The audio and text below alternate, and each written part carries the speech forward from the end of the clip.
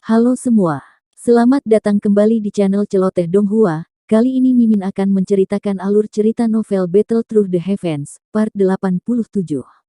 Dan jangan lupa di-subscribe ya. Salam dari Mimin Celoteh Donghua. Xiaoyan dengan lembut menghembuskan napas setelah berjalan keluar dari rumah 1000 obat. Dia mempelajari lalu lintas manusia yang datang dan pergi. Dia menoleh untuk melihat dokter peri kecil di sampingnya saat dia tertawa. Sepertinya kita tidak datang dengan sia-sia kali ini. Kami tiba-tiba berhasil mendapatkan berita tentang air liur transformasi tubuh bodhisattva di sini.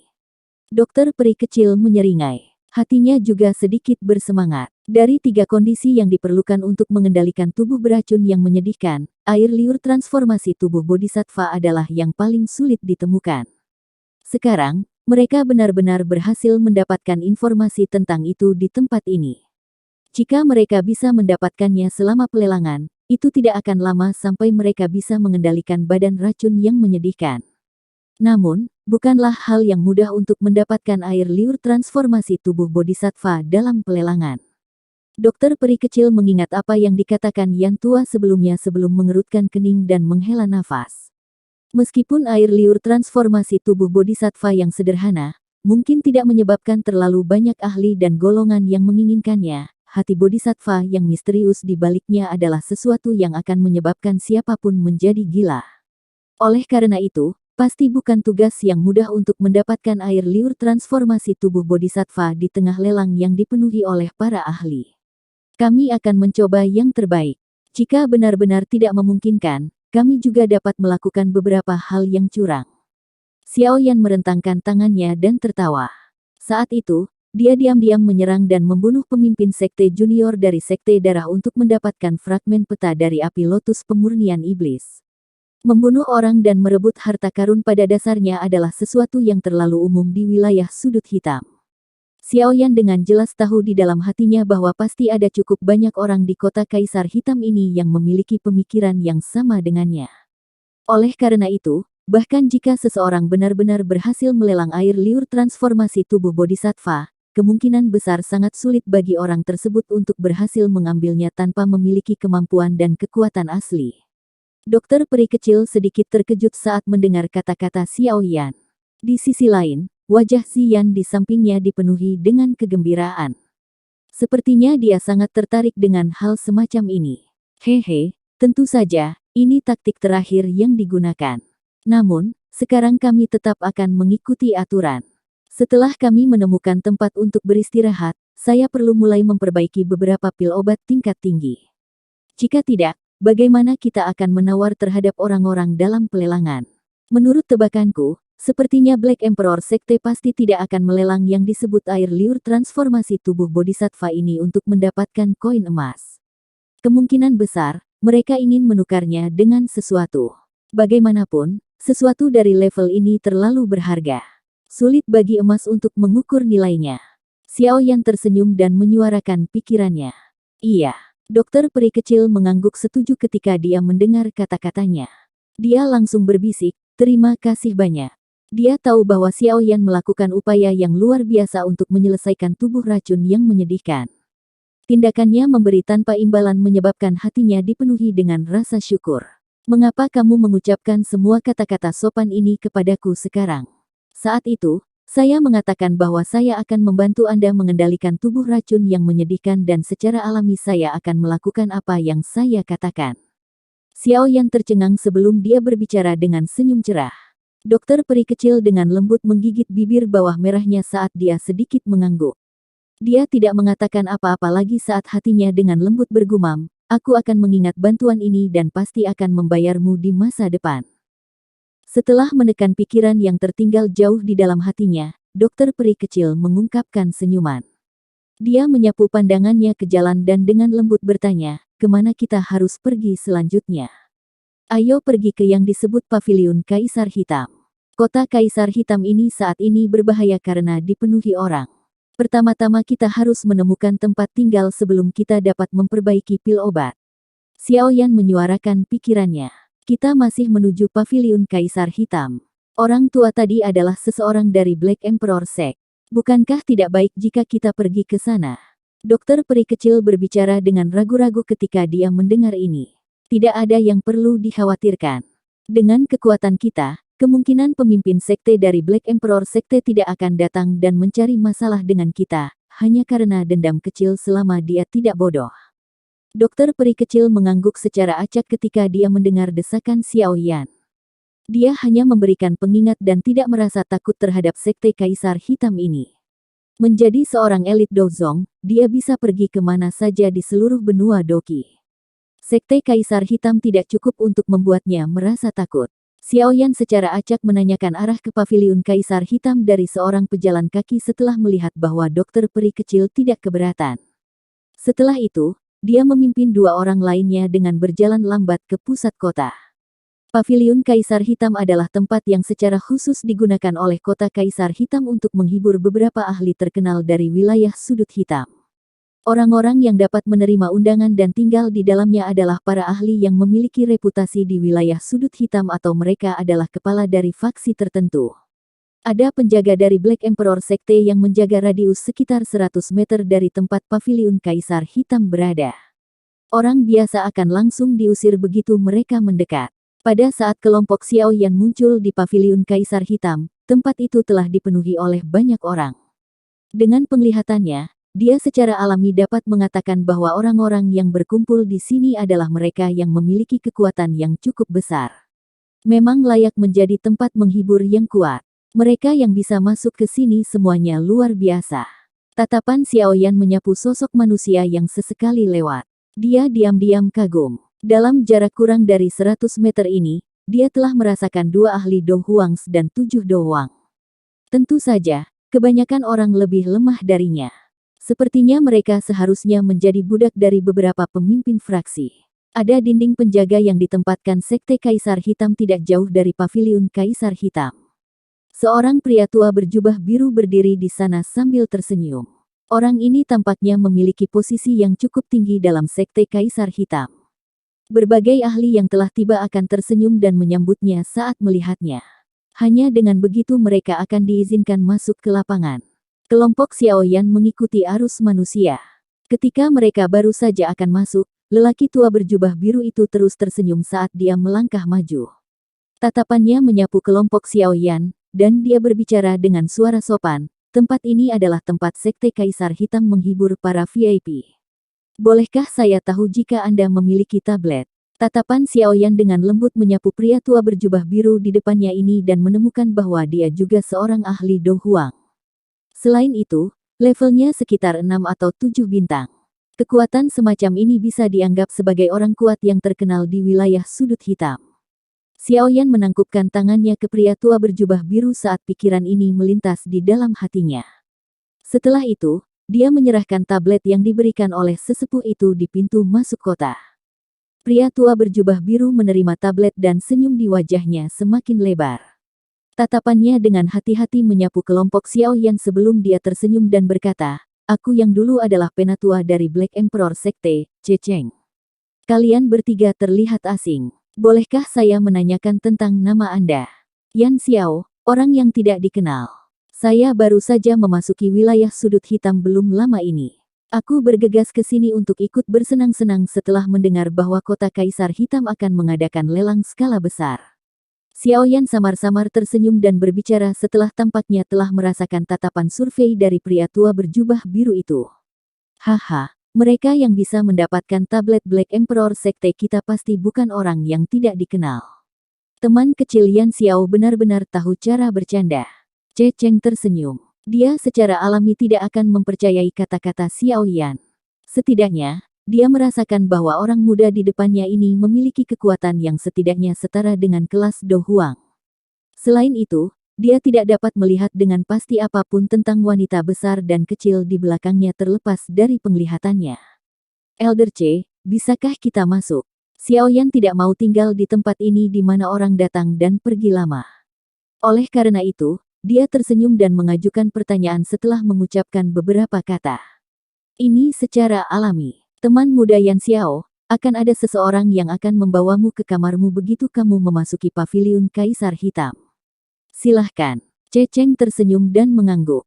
Dia mencondongkan tubuhnya sedikit ke depan sebelum bergerak ke samping untuk mengungkapkan jalan di belakangnya. Xiaoyan tersenyum tipis. Dia menggerakkan kakinya dan masuk ke dalam gedung. Dokter peri kecil dan Ziyan mengikuti dari belakang. Sebuah teriakan tiba-tiba terdengar dari belakang mereka tepat saat mereka masuk. Elder Fang Yan dari Demon Flame Valley telah tiba.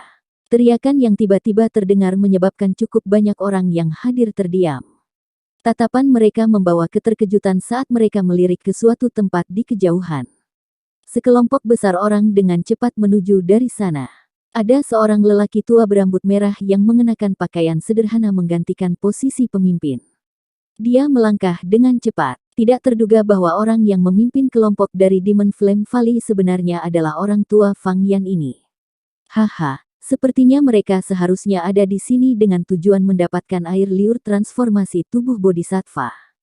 Kalau tidak, karena kekuatan orang tua ini akan menerobos ke kelas Dozong, dia pasti tidak akan menempuh jarak yang begitu jauh untuk datang ke sini.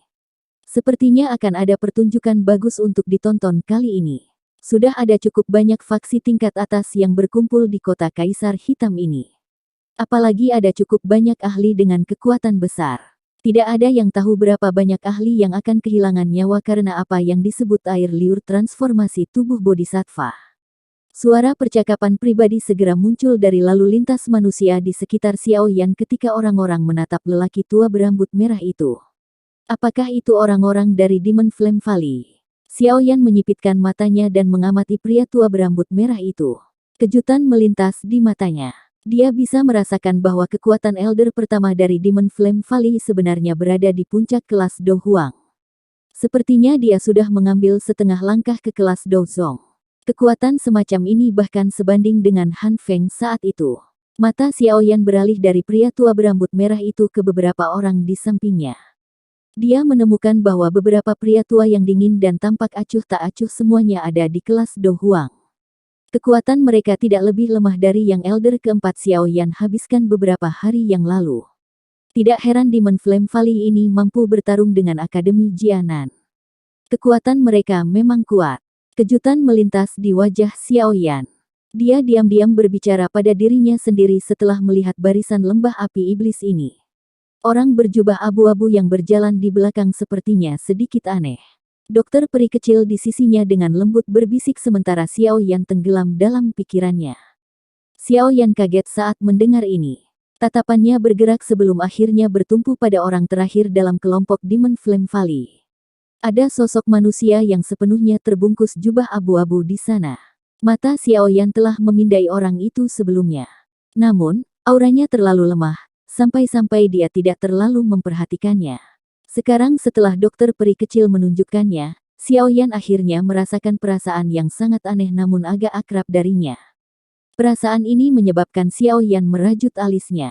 Dia merenung sejenak, tetapi tidak memikirkan petunjuk apapun. Yang bisa dia lakukan hanyalah menggelengkan kepala dan menyerah. Rasa dingin melintas di mata Xiaoyan saat tatapannya sekali lagi menyapu elder pertama Fang Yan yang sedang mengobrol dan tersenyum dengan elder dari Black Emperor Sect. Dia segera berbalik dan berjalan ke paviliun Kaisar Hitam tanpa tinggal lebih lama lagi.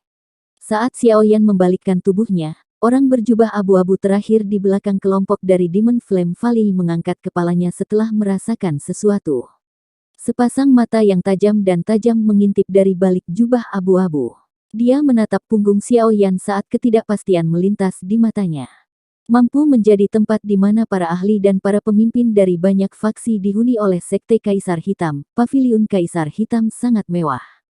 Kelompok Xiaoyan mendecakkan lidah mereka dan memuji ketika mereka masuk melalui pintu yang sangat besar dan melihat ke aula berukuran arena yang luas. Sekte Kaisar Hitam ini benar-benar mampu membuatnya.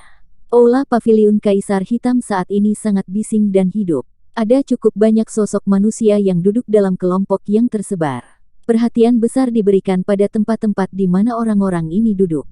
Hanya orang-orang yang akrab dan mereka yang berasal dari faksi yang sama akan berkumpul bersama.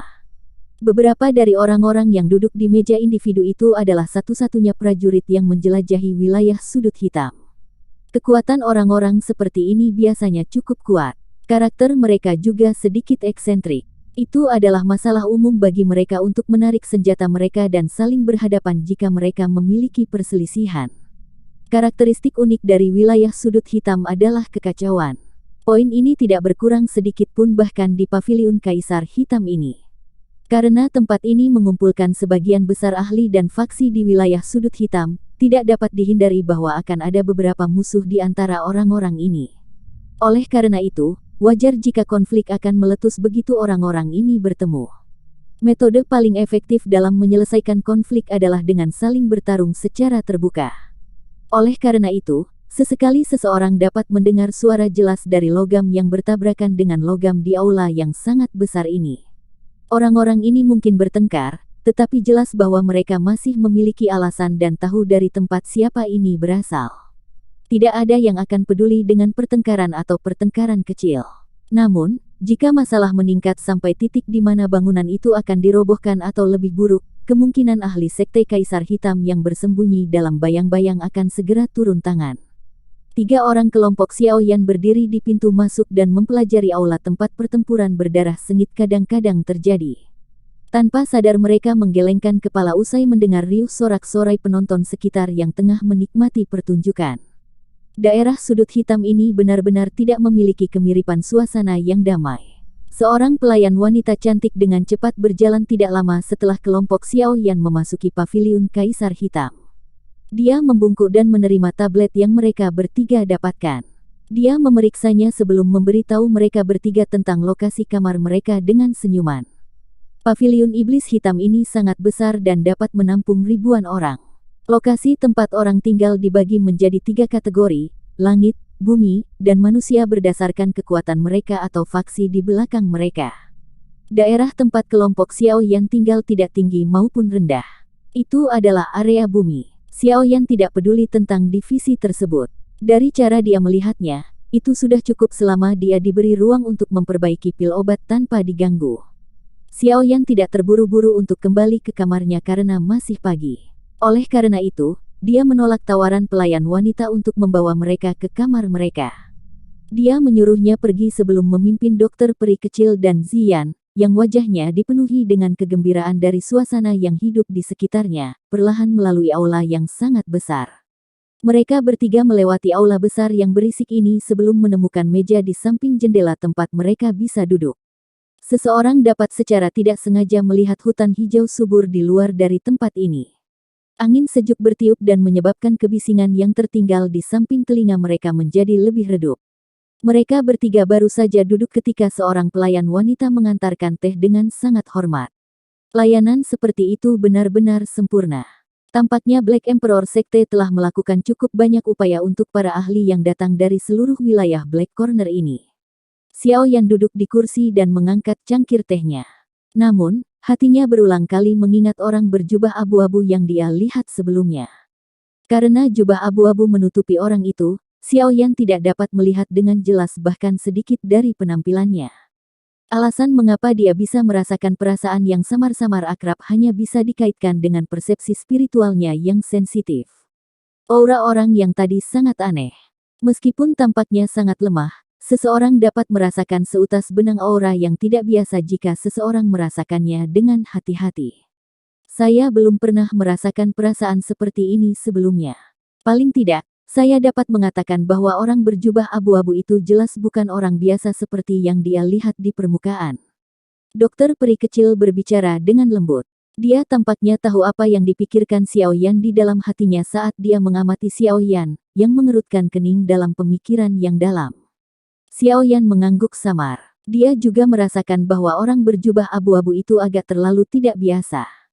Namun, dia tidak dapat mengingat siapa di antara mereka yang telah dia temui, yang memberinya perasaan asing namun akrab seperti ini, tidak peduli bagaimana dia mencoba untuk mengingat.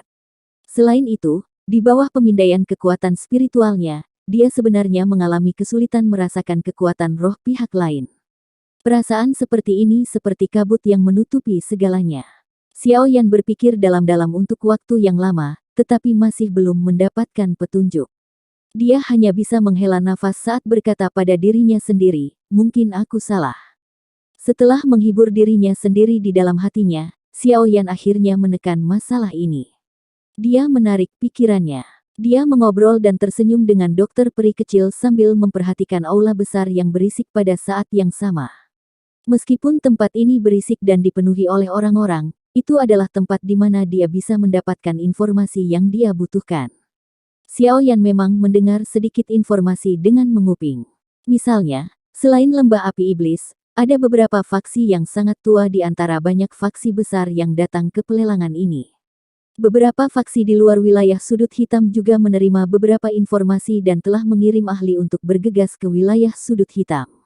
Saat Xiao Yan melakukan ini, dia juga mendengar tentang faksi yang sangat akrab. Gerbang Xiao. Bahkan dengan ketenangan Xiao Yan, dia tertegun cukup lama setelah mendengar namanya untuk pertama kalinya. Dia tanpa sadar tersenyum. Tidak disangka bahwa faksi yang dia dirikan secara kebetulan akan benar-benar maju ke faksi kelas 1 di bawah pengembangan saudara keduanya dan dukungan dari Akademi Jianan. Melalui ini, itu juga akhirnya memiliki kualifikasi untuk berpartisipasi dalam lelang skala besar semacam ini.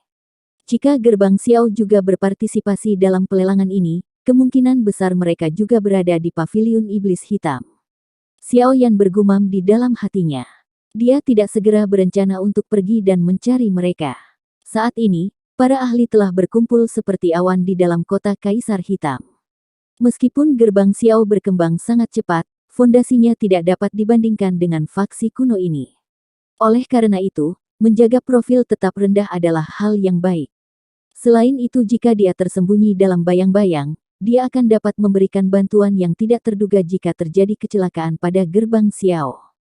Sebagian besar dari apa yang Xiao Yan dengar saat dia mendengarkan adalah informasi yang berkaitan dengan air liur transformasi tubuh bodhisattva. Sepertinya benda ini adalah iklan yang tidak membutuhkan biaya banyak. Selain Xiao Yan dan beberapa orang lainnya, sebagian besar orang tahu bahwa air liur transformasi tubuh bodhisattva akan menjadi salah satu harta yang paling dicari dalam pelelangan skala besar ini. Sebagian besar nada suara orang-orang dipenuhi dengan hawa panas ketika mereka menyebutkan air liur transformasi tubuh bodhisattva, apalagi objek spiritual alami, hati bodhisattva. Hanya air liur transformasi tubuh bodhisattva yang sederhana dapat menyebabkan cukup banyak orang menjadi cemburu. Bagaimanapun, selama seseorang mengkonsumsi hal ini, seseorang akan dapat meningkatkan konstitusinya. Perbaikan konstitusi ini memiliki daya pikat yang cukup besar bagi semua orang. Tidak ada yang menyangka bahwa tubuh Xiao Yan sudah mencapai titik di mana tidak perlu ada perbaikan. Sepertinya kami sangat lambat dalam mempelajari ini. Hal-hal yang tidak dapat kami temukan untuk waktu yang lama menjadi pengetahuan yang sangat umum di sini. Xiao Yan perlahan menarik pikirannya sebelum menghela nafas ke dokter peri kecil dan Ziyan. Untuk mendapatkan air liur transformasi tubuh bodhisattva ini, mereka menghabiskan sekitar setengah tahun dalam perjalanan panjang dari Kekaisaran Chu Yun ke wilayah sudut hitam hanya untuk menerima keputusasaan. Namun, hampir semua orang tahu apa itu air liur transformasi tubuh bodhisattva di tempat ini. Dokter peri kecil juga sedikit tersenyum setelah mendengar ini. Dia langsung berkata, masih ada 3 hari sampai pelelangan dimulai. Kemungkinan akan ada lebih banyak faksi dan ahli yang bergegas ke kota Kaisar Hitam selama 3 hari ini. Wilayah sudut hitam ini bukanlah tempat yang dapat dibandingkan dengan Kekaisaran Chu Yun atau Kekaisaran Jiama, perbedaan jumlah ahli sangat jauh. Xiao Yan mengangguk. Wilayah sudut hitam dekat dengan tengah benua Doki. Karena suasana khusus tempat ini, barang curian yang tak terhitung jumlahnya muncul di sini. Benda-benda itu akan sulit dilelang di luar wilayah ini. Dengan dibawa oleh kemampuan untuk bertukar hal-hal seperti itu, wilayah sudut hitam ini secara alami bukanlah yang dapat dibandingkan dengan daerah-daerah di dekat daerah terpencil seperti Kekaisaran Jiama dan Kekaisaran Chu Yun. Ayo pergi, ini sudah larut. Kami akan istirahat untuk 1 malam. Besok, saya akan mulai memperbaiki beberapa pil obat yang bisa kita ambil. Jika tidak, apa yang akan kami gunakan untuk bersaing dengan orang-orang di lelang itu? Mata Xiao Yan menyapu ke jendela untuk memeriksa cuaca di luar sebelum meletakkan cangkir teh di tangannya. Dia menyarankan sambil tersenyum kepada mereka. Iya, dokter peri kecil mengangguk. Mereka bertiga berdiri dari meja mereka. Mereka baru saja akan berbalik ketika aula tiba-tiba menjadi kacau balau. Setelah itu, sekelompok besar pria besar dengan wajah penuh niat buruk berjalan ke arah mereka dengan cara yang ganas. Xiaoyan mengerutkan kening dan melirik pria-pria besar itu hanya untuk menemukan tato serigala. Dia sedikit terkejut. Tampaknya 10 lebih orang yang dia habisi secara acak di pintu masuk kota juga memiliki tanda semacam ini. Sepertinya akan ada sedikit masalah. Dokter peri kecil menoleh dan berbicara sembarangan. Xiaoyan mengangguk. Karena pihak lain sudah datang mencarinya, dia tidak terburu-buru untuk pergi. Dia duduk kembali ke kursinya di tengah banyak tatapan terkejut. Matanya tenang saat mereka menyaksikan sekelompok pria besar melonjak. Ada banyak ahli dalam paviliun Kaisar Hitam ini. Itu adalah hal yang baik untuk tetap rendah hati.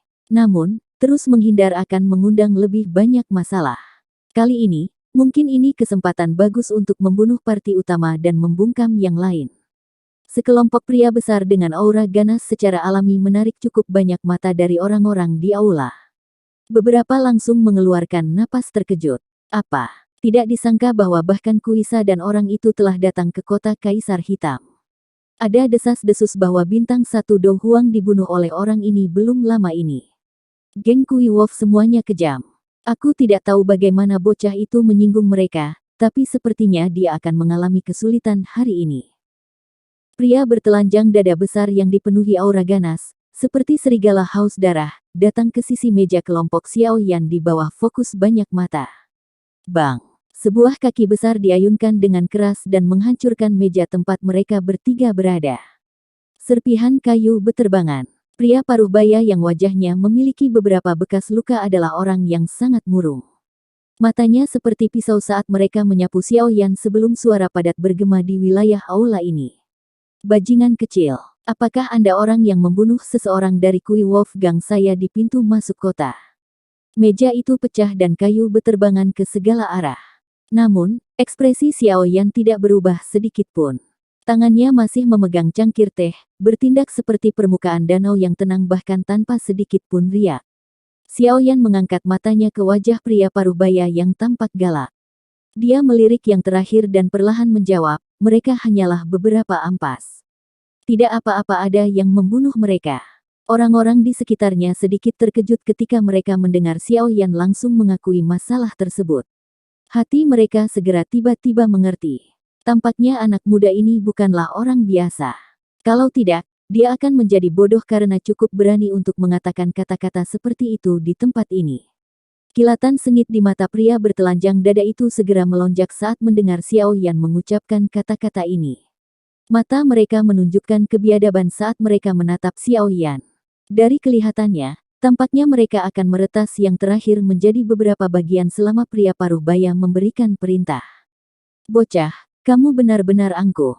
Seperti yang Anda katakan. Kebanyakan dari orang-orang dengan kekuatan yang lebih rendah itu adalah ampas dan membunuh mereka bukanlah apa-apa. Sayangnya, ada keponakan saya yang mengecewakan di antara kelompok ampas itu. Mengapa Anda tidak memberitahu saya bagaimana menyelesaikan masalah ini? Wajah pria paruh baya itu bergetar saat dia berbicara dengan suara padat dan dingin yang dipenuhi dengan niat membunuh yang tidak disembunyikan. Xiaoyan mengangkat matanya sedikit saat mendengar ini. Dia segera menyesap lembut dari cangkir tehnya di depan semua orang dan dengan lemah menjawab, bahkan jika saya tahu sebelumnya, saya pasti tidak akan menahan diri. Semua orang di sekitarnya membuat keributan mendengar kata-kata Xiaoyan. Pada saat yang sama, kata-katanya menyebabkan ekspresi pria paruh baya di depannya ini menjadi suram. Dalam amukan manusia, dia lambat laun menjadi lebih tenang. Dengan tetap tenang dalam situasi seperti itu, pria itu berpikir bahwa Xiaoyan memiliki kekuatan yang sangat besar atau ada faksi besar di belakangnya. Pria paruh baya menekan gelombang niat membunuh di dalam hatinya saat pikiran ini muncul. Tatapannya perlahan menyapu Xiaoyan dan dia berbicara dengan suara gelap dan dingin, pemimpin geng Kui Sa dari geng Serigala Kui. Bocah, jika kamu bisa menunjukkan padaku faksi di belakangmu yang bahkan aku takuti, aku akan menelan kerugian ini sendiri. Tidak perlu menyelidiki. Tenang, kita bertiga sendirian dan tidak ada faksi di belakang kita. Oleh karena itu, Anda tidak perlu khawatir. Xiaoyan tersenyum dan menjawab setelah mendengar kata-katanya. Tawa segera meledak dari aula besar saat kata-kata Xiaoyan terdengar. Sudut mulut Kui Sa berkedut di bawah tawa mengejek semacam ini, niat membunuh di matanya melonjak. Ci. Tubuh Kuisa tiba-tiba bergerak saat niat membunuh di hatinya melonjak. Dia mengangkat kaki kanannya dan membentuk-bentuk setengah berputar di udara. Kaki kanannya membawa angin kencang saat merobek udara. Itu dengan keras menabrak kepala Xiao Yan dengan cara yang marah. Sikap Kuisa yang kejam ini, di mana dia menyerang sesuka hatinya, menyebabkan cukup banyak orang berseru. Itu memang rumor yang beredar. Dia adalah penggiling daging yang teliti. Xiao Yan bahkan tidak mengangkat matanya saat menghadapi serangan sengit dari Kuisa. Tangan kanannya dengan lembut terayun keluar dan langsung bertabrakan dengan kaki kanan Kuisa. Boom, rendah terdengar dan riak angin menyebar, menyebabkan meja di sekitarnya meledak terpisah. Tangan dan kaki terpisah saat bersentuhan. Tubuh Xiao Yan bahkan tidak bergerak sedikit pun. Namun, kursi yang dia duduki tiba-tiba hancur menjadi bubuk. Di sisi lain, Kuisa mundur beberapa langkah berat. Kekuatan kedua belah pihak segera terlihat setelah pertukaran singkat ini. Bocah ini sebenarnya adalah seorang ahli Do Huang. Pertukaran singkat ini telah mengekspos kekuatan Xiao Yan. Benang kejutan melonjak di semua mata di aula. Bukan karena tidak ada ahli Do Huang di wilayah sudut hitam. Hanya saja hampir tidak ada yang semudah Xiao Yan. Biasanya berbicara, yang sebelumnya mencapai kelas Do Huang, semakin besar bakat dan potensi pelatihan orang itu. Orang bermata tajam akan tahu bahwa untuk seseorang seusia Xiao Yan, dia pasti akan memiliki kesempatan untuk menjadi elit Dozong di masa depan jika dia diberi cukup waktu. Jika dia diberkati dengan keberuntungan yang cukup, bukan tidak mungkin baginya untuk menjadi seorang elit Dozun. Wajah Kuisa, yang telah menstabilkan tubuhnya, juga menunjukkan ekspresi terkejut. Dia tidak pernah menyangka Xiao Yan menjadi ahli Do Huang di kelas yang sama dengannya. Selain itu, dari pertukaran sebelumnya, tampaknya level Xiao Yan bahkan sedikit lebih tinggi darinya. Kuisa mengalami kesulitan merasakan kekuatan sejati Xiao Yan mengingat kekuatan bintang 3 Do Huang miliknya. Itu karena kelasnya yang menyebabkan dia menjadi sombong dengan kata-kata sebelumnya. Aku benar-benar buta kali ini. Kuisa menghirup udara dingin di dalam hatinya. Pada saat ini, baskom berisi air dingin telah memercik niat membunuh yang telah memenuhi hatinya. Ketika dia menerima berita itu sebelumnya, dia diliputi oleh amarah dan memimpin orang-orangnya tanpa memikirkannya lagi. Namun, kekuatan pihak lain sebenarnya menakutkan ini. Ekspresi Kuisa berganti-ganti antara hijau dan putih di bawah banyak tatapan. Pikiran dengan cepat terbang melalui hatinya. Sesaat kemudian, dia menarik aura ganas dari tubuhnya, menangkupkan tangannya ke arah Xiao Yan, dan berbicara dengan suara yang dalam, "Aku akui aku bukan tandinganmu. Saya akan mengingat dendam ini di hati saya dan akan memaksa Anda untuk membalas dendam di masa depan." Setelah mengatakan ini, dia melambaikan tangannya dan memimpin orang-orangnya pergi dengan cara yang agak menyedihkan. Namun, Xiao Yan tiba-tiba berbicara setelah Kuisa membalikkan tubuhnya, apa yang diperlakukan sebagai pemimpin geng Kuisa. Seseorang yang bisa Anda serang sesuai keinginan. Dan pergi sesukamu. Masih ada beberapa hari lagi sampai pelelangan dimulai. Jika dia ingin mendapatkan keheningan selama periode waktu ini, dia perlu mengungkapkan beberapa keterampilan. Karena Kuisa telah mengambil inisiatif untuk membebaskan dirinya, wajar jika Xiao Yan tidak mengizinkannya pergi sesuka hatinya. Akan sangat sia-sia jika dia melepaskan orang-orang seperti ini yang telah menyerahkan dirinya untuk menunjukkan kekuatannya. Tubuh Kuisa berhenti. Dia memandang Xiao Yan dan menemukan bahwa mata yang terakhir juga berkedip-kedip dengan niat membunuh. "Apa yang kamu inginkan? Ini adalah area dari Black Emperor Sect," kata Kuisa. Ekspresinya sedikit berubah saat dia merasakan niat membunuh di mata Xiao Yan. "Terima 3 pukulan darinya. Anda bisa pergi jika Anda berhasil. Jika tidak, kamu akan mati." Xiao Yan menunjuk ke arah Ziyan di sisinya saat dia berbicara dengan suara samar. Ziyan awalnya sedikit terkejut saat melihat jari Xiao Yan menunjuk ke arahnya. Setelah itu, ekspresi bersemangat dan bersemangat segera muncul di wajahnya. Banyak tatapan di sekitar Xiao Yan mengikuti jarinya dan melihat ke atas. Ekspresi aneh segera melonjak di wajah mereka ketika mereka melihat Ziyan yang mirip ukiran giok. Orang ini sebenarnya meminta seorang gadis kecil untuk menyerang Kuisa. Kuisa juga tertegun untuk sementara waktu karena ini. Kemarahan melonjak di dalam hatinya saat dia tertawa, "Saya dapat menerima 3 pukulan dari Anda." Tidak perlu seorang gadis kecil untuk keluar. Kalau tidak, aku mungkin akan mendapat masalah setelah dia dipukuli sampai mati. Xiao Yan mengabaikannya. Dia menoleh dan berbicara sambil tersenyum kepada Ziyan, lakukan. Tidak perlu menahan. Iya. Ziyan dengan penuh semangat menganggukkan kepala kecilnya. 10 jarinya bersilangan erat dan dia menekannya sedikit. Suara retakan keluar dari tulangnya. Akhirnya, dia mengambil langkah kecil menuju Kuisa. Ini sepenuhnya salahmu sendiri. Saya yang tua tidak memiliki hobi menghormati orang tua dan mencintai yang muda. Anda yang harus disalahkan jika terjadi sesuatu padanya. Kemarahan di hati Kuisa melonjak saat dia melihat Ziyan berjalan ke arahnya, jadi dia mengertakkan gigi dan berbicara dengan Xiao Yan. Ziyan tiba di depan Kuisa sementara yang terakhir berbicara. Matanya yang besar seperti permata melirik pria besar yang berukuran 3 kali lipat ini. Setelah itu, dia mengepalkan tangan kecilnya dan menghancurkannya ke arah Kuisa di depan banyak tatapan mengejek. Serangan Ziyan menyebabkan suara ledakan udara tiba-tiba muncul di dalam aula besar. Banyak suara berisik tiba-tiba berhenti. Banyak tatapan menatap lekukan melengkung yang muncul di udara ketika kepalan kecil itu melambai. Wajah Kuisa langsung berubah saat suara ledakan sonik muncul. Doki di dalam tubuhnya melonjak pada waktu yang hampir bersamaan. Kuisa tidak punya waktu untuk mengatur napas setelah Doki melonjak ketika tinju Ziyan tiba di tubuhnya. Energi menakutkan yang datang dari segala arah mengalir keluar seperti air banjir. Grok, Doki yang bertahan di permukaan tubuhnya terkoyak oleh kekuatan menakutkan di kepalan kecil itu. Tinju Ziyan mendarat dengan kuat di dadanya dan seteguk darah segar meletus di depan banyak tatapan tertegun. Darah segar membentuk kabut darah di udara sementara tubuh Kuisa tampak seperti karung pasir yang mengalami pukulan berat saat dia terbang kembali. Meja yang disentuhnya di sepanjang jalan berubah menjadi bubuk. Dia terbang dengan cara ini selama puluhan meter sebelum bertabrakan dengan keras dengan pilar yang sangat besar. Seluruh aula besar bergoyang sedikit pada saat itu. Seluruh tempat itu benar-benar sunyi. Semua tatapan memadat pada Ziyan dan Kuisa, yang mulutnya terus memuntahkan darah segar. Tidak ada yang menyangka bahwa tubuh kecil gadis kecil itu akan menyembunyikan kekuatan yang begitu menakutkan. Banyak tatapan beralih ke Xiao Yan, yang wajahnya tersenyum sejak awal.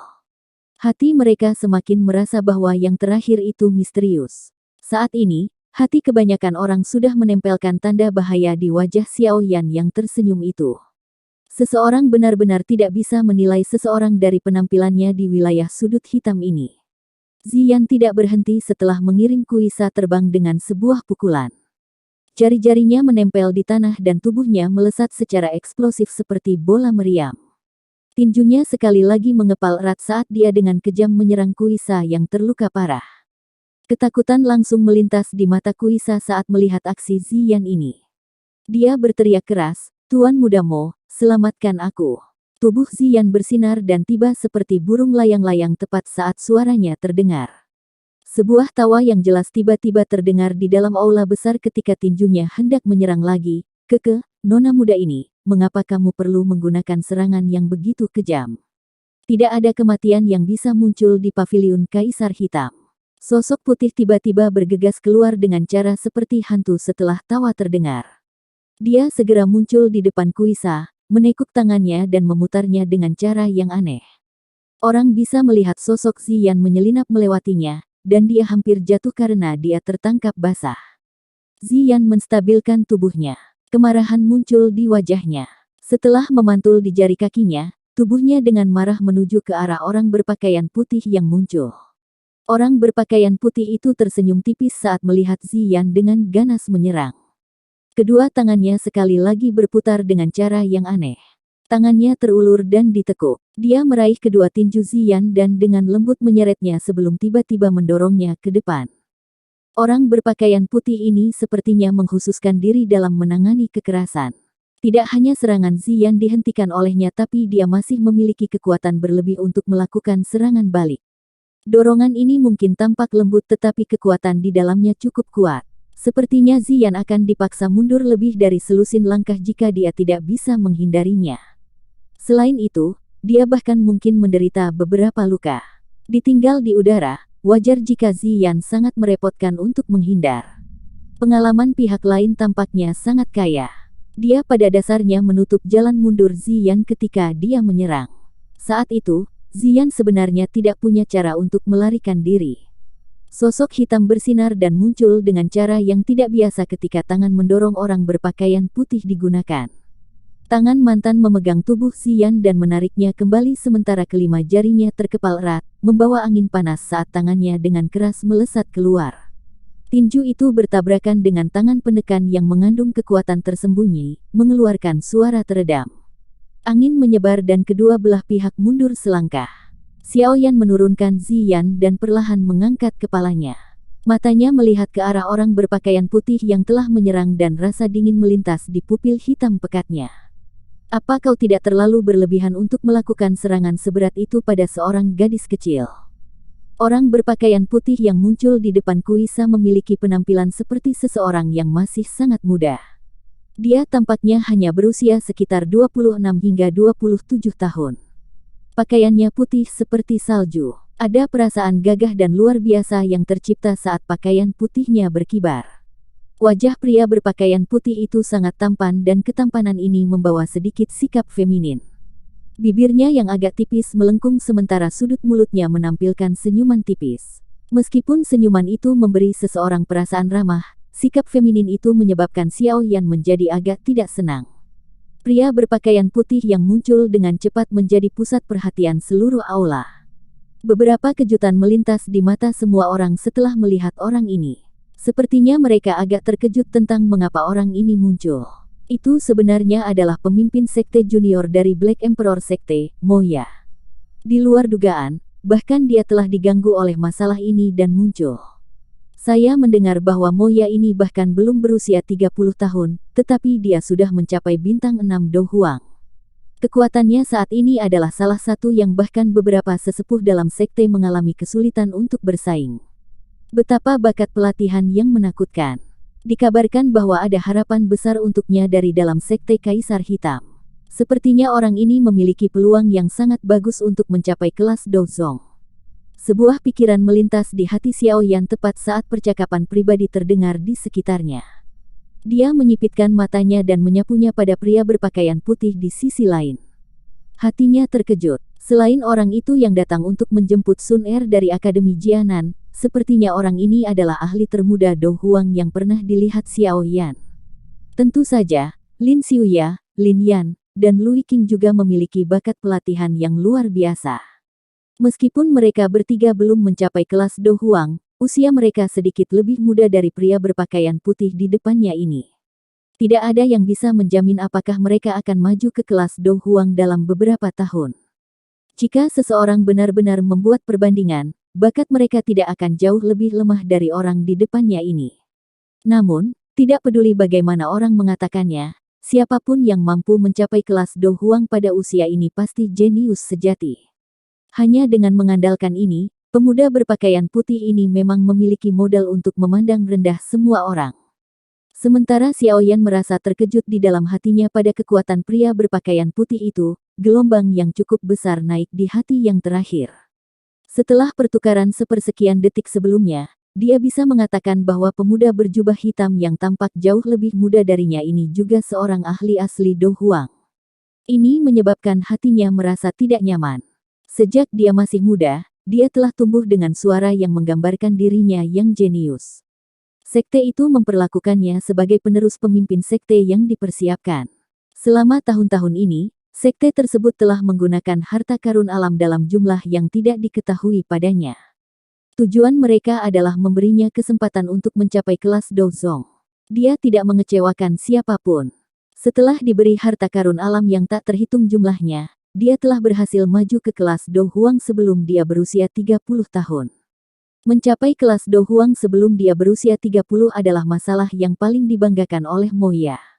Ini karena para sesepuh di sekte itu setidaknya berusia 40 hingga 50 tahun sebelum mereka mencapai kelas Do Huang. Potensi mereka untuk terus berkembang jauh di bawahnya. Namun, kebanggaan di hatinya telah mengalami pukulan untuk pertama kalinya hari ini.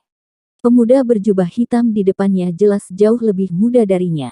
Namun, kekuatan yang diungkapkannya selama pertukaran sebelumnya jelas tidak jauh lebih lemah darinya. Perbandingan semacam ini menyebabkan dia mengalami sedikit kemunduran. Tentu saja, perasaan semacam ini hanya berlangsung sesaat sebelum dengan cepat ditekan oleh Mo Ya ke dalam relung hatinya yang dalam. Mampu mencapai kelas Do Haung di usia yang begitu muda membuktikan kehebatannya. Cukup sulit bagi beberapa faktor eksternal untuk menyebabkannya mengalami fobia atau rintangan. Haha, kata-kata teman ini terlalu kasar. Wanita muda dari sebelumnya bukanlah orang biasa. Jika saya tidak menggunakan sedikit kekuatan ekstra, kemungkinan akhir saya tidak akan jauh berbeda dari orang ini. Mo Ya berbicara sambil tersenyum saat dia dengan lembut melambaikan lengan putih saljunya dan menangkupkan tangannya ke Xiao Yan. Xiao Yan sedikit mengernyit di wajah, senyum lembut di wajah Mo Ya. Dia menarik kembali Ziyan yang marah, yang hampir mempermalukan dirinya sendiri karena didorong oleh yang terakhir. Sebelum berbicara dengan suara samar, kalau begitu, apa niatmu untuk campur tangan? Apakah kamu dengan dia? Teman, kamu salah paham. Saya Mo Ya dari Black Emperor Sekte dan saya adalah orang yang bertanggung jawab atas paviliun Kaisar Hitam ini. Awalnya, saya seharusnya tidak ikut campur dalam masalah ini, tetapi tempat ini adalah tempat di mana Sekte Kaisar Hitam menerima VIP. Memang tidak akan terlalu bagus jika tempat ini melihat darah. Oleh karena itu, saya telah campur tangan. Mo Ya tersenyum saat menjawab. Kalau begitu, kenapa kamu tidak ikut campur ketika dia datang untuk menemukan masalah denganku sebelumnya? Xiao Yan mengangkat sudut mulutnya dengan ejekan saat dia bertanya. Mata Mo Ya menjadi sedikit dingin saat melihat Xiao Yan mendesak jawaban. Namun, senyuman di wajahnya masih selembut angin musim semi. Teman ini, terlalu umum untuk beberapa konflik kecil terjadi di wilayah sudut hitam. Tolong biarkan masalah ini menjadi tanggung jawab saya. Bagaimana menurutmu? Mata Xiao Yan samar-samar menyapu tubuh Kuisa yang perlahan naik dengan susah payah. Yang terakhir menggunakan mata beracunnya untuk menatap Xiao Yan. Namun, niat membunuh di hati Xiao Yan tidak sedikit pun berkurang. Meskipun orang ini tidak terlalu kuat, dia adalah karakter yang berbahaya. Sekarang mereka telah membentuk permusuhan. Membiarkan dia pergi mungkin berakhir dengan penderitaan di masa depan. Namun, jika Xiao Yan mengambil nyawa yang terakhir sekarang, kemungkinan Mo Ya di depan akan ikut campur. Mo Ya mungkin tidak menyebabkan Xiao Yan menjadi terlalu takut. Namun, dia tahu bahwa ada cukup banyak ahli dari Black Emperor Sekte, mengamati dari sisi paviliun Kaisar Hitam ini. Jika dia benar-benar bertarung dengan pemimpin junior Sekte Kaisar Hitam ini, kemungkinan mereka tidak akan hanya berdiri diam di samping dan menonton. Angin harum perlahan bertiup dari belakang tepat saat pikiran ini melintas di dalam hatinya. Akhirnya, itu mulai menyebar. Semua orang menguatkan perhatian mereka dan mengalihkan pandangan mereka hanya untuk melihat dokter peri kecil berpakaian putih berjalan perlahan. Mo Ya melihat sosok anggun dari dokter peri kecil. Aura halus yang terakhir menyebabkan dia sedikit terkejut. Warna yang tidak biasa muncul di matanya. Wanita seperti itu bisa dianggap sangat indah. Itu jauh dari apa yang bisa dibandingkan dengan mereka yang memiliki kosmetik. Lupakan, tempat ini tidak cocok untuk konflik. Dokter peri kecil berjalan menuju depan Xiao Yan dan dengan lembut berbicara kepadanya. Xiao Yan sedikit terkejut saat mendengar ini. Mengingat karakter dokter peri kecil, bagaimana mungkin dia mengatakan kata-kata seperti itu? Mata Xiao Yan membawa beberapa ketidakpastian saat dia menoleh dan menatap dokter peri kecil. Yang terakhir mengedipkan matanya tanpa meninggalkan bekas. Anggap dirimu beruntung. Sebelum Anda menemukan masalah dengan seseorang di lain waktu, akan lebih baik jika Anda menyelidiki dengan jelas untuk menghindari digunakan seperti tombak oleh orang lain. Xiao Yan tampaknya telah memahami sesuatu setelah melihat sikap dokter peri kecil. Dia mengangguk sedikit dan berbicara kepada Kuisa yang bermata beracun dengan senyum dingin. Sudut mata Kuisa berkedut saat mendengar kata-kata Xiao Yan. Kekejaman di matanya semakin padat. Terima kasih Nona karena telah menyelesaikan masalah ini. Mo Ya sedikit tersenyum dan menangkupkan tangannya ke arah dokter peri kecil. Dokter peri kecil hanya meliriknya dengan acuh tak acuh di hadapan sikap sopannya. Setelah itu, dia menarik pandangannya dan menunduk. Mo Ya sedikit terkejut setelah diabaikan oleh dokter peri kecil. Dia langsung merasa malu. Ini adalah pertama kalinya dalam beberapa tahun dia menerima perlakuan seperti itu dari seorang wanita.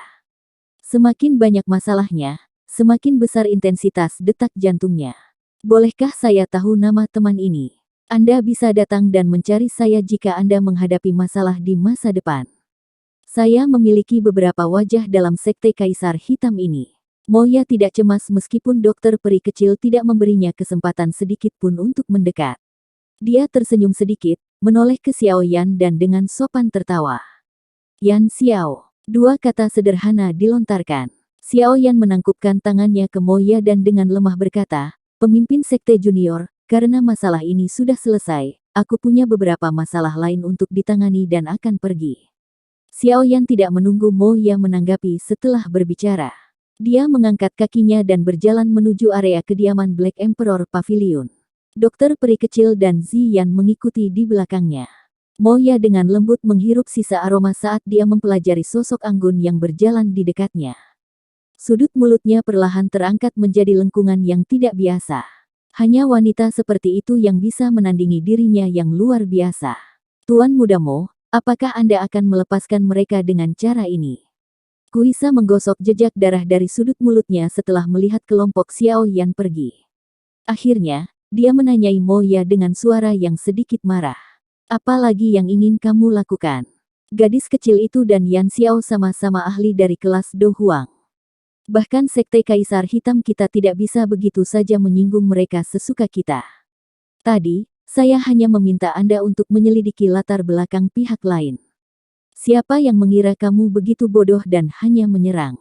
Senyum di wajah Moya perlahan ditarik saat dia berbicara dengan suara dingin. Apa yang Tuan Muda Mo rencanakan? Bocah itu pergi begitu saja sesuka hatinya dan jelas-jelas tidak memperlakukanmu dengan penting. Kuisa tumpul sesaat sebelum dia mengatupkan giginya dan berbicara dengan suara gelap. Selidiki latar belakang mereka dulu. Semuanya akan di bawah kendaliku selama mereka masih di kota Kaisar Hitam ini. Moya tersenyum tipis. Tangannya dengan lembut meraih udara dan segera mengendus. Hatinya bergumam, aku tidak bisa dengan mudah menyerah pada kecantikan seperti itu. Langkah kaki Xiao Yan akhirnya melambat setelah mereka bertiga keluar dari aula besar yang bising. Dia menoleh ke arah Ziyan yang tertekan dan tidak bisa membantu tetapi menggelengkan kepalanya. Dia tertawa. Apakah kamu merasa sangat tidak senang? Kenapa kamu tidak menyerang dan menghabisi orang berwajah murahan itu? Ziyan menoleh dan melihat ke dokter peri kecil dengan marah sebelum mendengus, jika itu Kailin Jie, dia akan membunuh orang itu. Dokter peri kecil perlahan berhenti setelah mendengar ini. Dia melihat ekspresi tak berdaya dari Xiao Yan sebelum berbicara dengan lembut, tenang, orang itu tidak akan bisa hidup lebih dari 3 hari. Terlebih lagi, kematiannya akan lebih menyedihkan daripada dibunuh. Anda telah meracuninya. Xiao Yan bertanya dengan heran. Dia tidak merasakan apapun. Senyum tipis muncul di sudut mulut dokter peri kecil. Dia mengangguk sedikit dan tanpa sadar tertawa saat melihat Xiao Yan terkejut. Aku memang lebih rendah darimu dalam hal memurnikan pil. Namun, Anda jauh di bawah saya dalam hal keterampilan racun. Xiao Yan mengangkat bahunya. Dia secara alami tidak memiliki keraguan sedikit pun tentang hal ini. Dia telah menghasilkan kekayaannya dengan pil pemurnian sementara dokter peri kecil melakukannya dengan mengandalkan racun. Keduanya telah menempuh 2 jalan yang berbeda dan telah mencapai prestasi besar di bidangnya masing-masing. Secara alami sulit untuk membandingkan keduanya. Namun, tampaknya cara Moya melihat padamu kurang tepat. Anda harus lebih memperhatikan. Jangan jatuh cinta pada penampilannya yang tampan. Xiao Yan tiba-tiba teringat akan mata yang dulu digunakan Moya untuk memandang dokter peri kecil. Dia tanpa sadar tertawa. Dokter peri kecil melirik Xiao Yan. Dia mengambil langkah lambat ke depan dan suaranya yang tenang ditransmisikan. Jika dia berani memiliki pemikiran seperti itu, aku hanya akan mengubahnya menjadi orang cacat. Itu tadi alur cerita novel Battle Through the Heavens, part 87. Sampai jumpa lagi di video Mimin selanjutnya. Dan jangan lupa di subscribe ya. Salam dari Mimin Celoteh Donghua.